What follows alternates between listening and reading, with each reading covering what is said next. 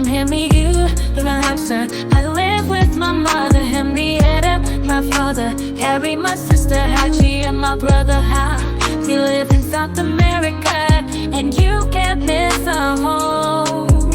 It is the burrow on the trees that look like the letter H. When we are out during the day, we are very careful so we aren't caught. We might get trapped and become someone's pet, so we are mostly out after dark.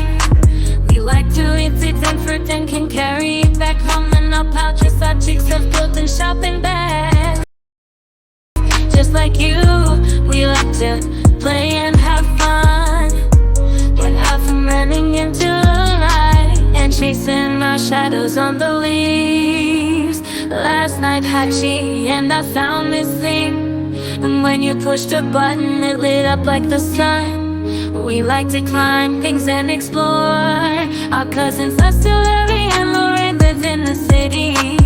They are someone's pet. They sent us this picture and said they had a lot of fun, but miss playing with us.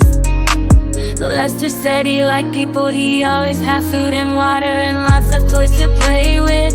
He even likes to take a ride in the pocket of his people friend Billy. I might be a pet someday, if I ever become your pet.